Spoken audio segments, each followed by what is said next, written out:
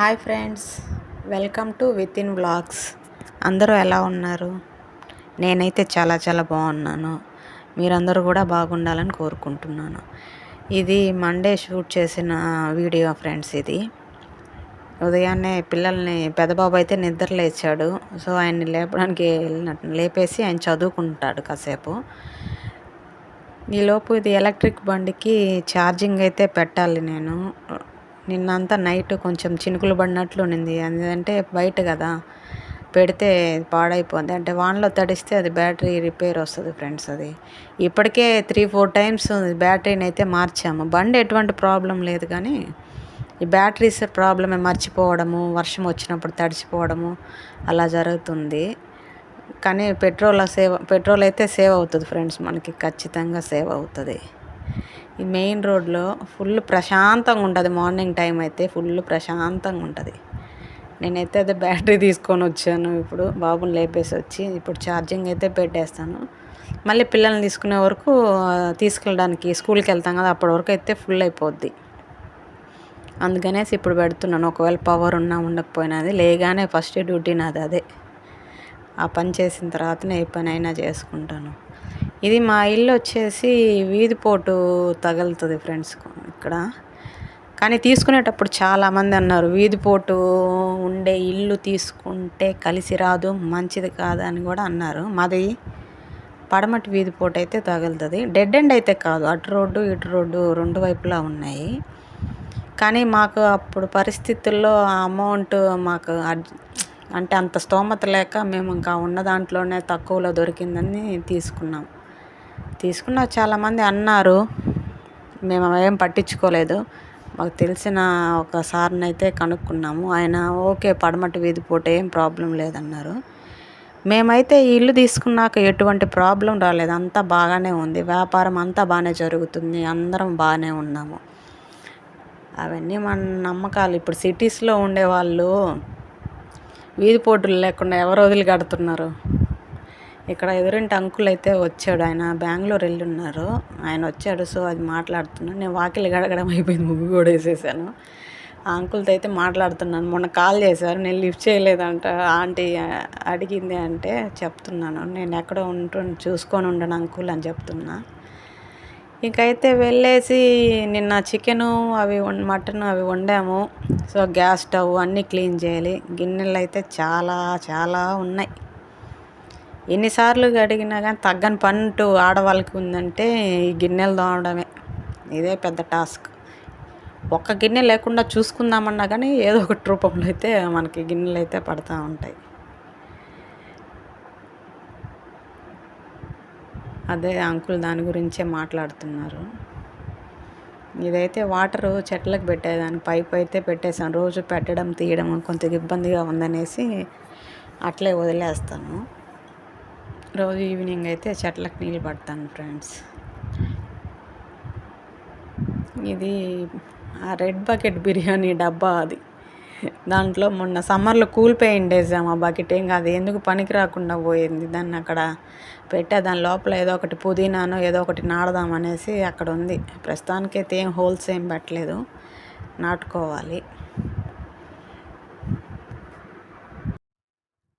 ఈ మధ్య మా ఏరియాలో దొంగలు పడ్డారు. దాని గురించి ఆయన టాపిక్, దాని గురించే చెప్తున్నారు.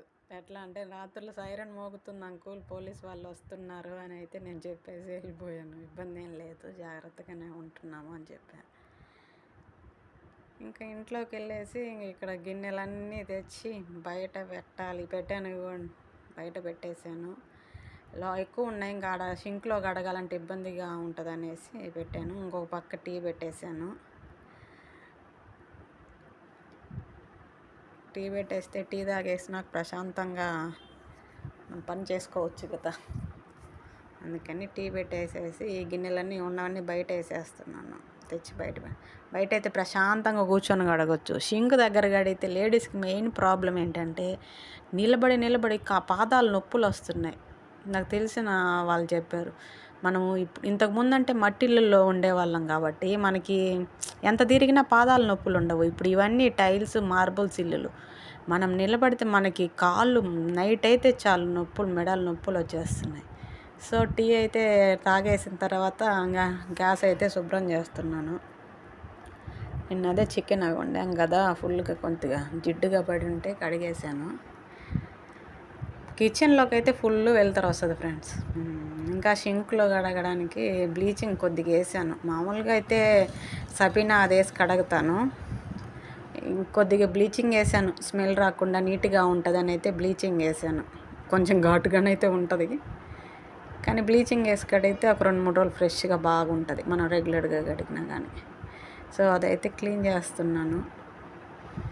ఇదంతా అయిపోయిన తర్వాత ఆ గిన్నెలు అవి కడిగేసేసి ఇంక పిల్లలకి టిఫిన్ చేయాలి. మా చిన్నోడైతే ఇంకా లేలేదు, నిద్రపోతున్నాడు.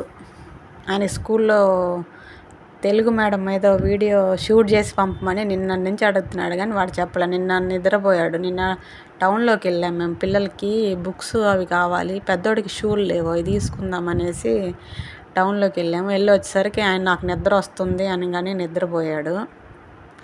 ఇవంతా టిఫిన్ తినేసి స్నానాలు చేసి పూజ చేసిన తర్వాత నిదానంగా ఓవెన్ అయితే క్లీన్ చేస్తున్నాను.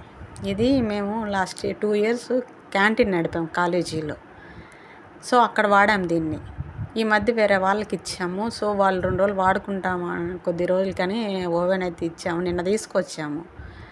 పిల్లలు ఫ్రెంచ్ ఫ్రైస్ తెచ్చుకున్నారు, అవి ఓవెన్ బేక్ అని ఉన్నాయి.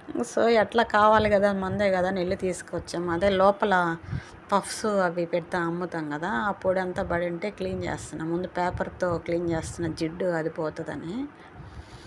కాలేజీలో క్యాంటీన్ అయితే నడిపాము ఫ్రెండ్స్, కానీ బాగానే నడుస్తుంది. కానీ నేనే మాకు ఇంటికి కొంచెం క్యాంటీన్కి దూరం, తిరగలేక నేను ఈ ఇయర్ అయితే ఆపేసాను, వేరే వాళ్ళకి ఇచ్చేసాము. అదే మా రిలేటివ్స్కే ఇచ్చేసాను.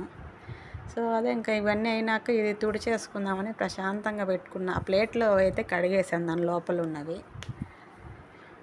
పిల్లలకి ఈవినింగ్ వచ్చిన తర్వాత స్నాక్స్ కింద ఫ్రెంచ్ ఫ్రైస్ అవైతే ఆయిల్ ఫ్రై చేసి కాకుండా ఇట్లా ఓవెన్ ఫ్రై చేసి ఇస్తామని క్లీన్ చేసి పెట్టేశాను. చూడండి, దాని లోపల అయితే పొడి కొంచెం ఎక్కువగానే ఉంది,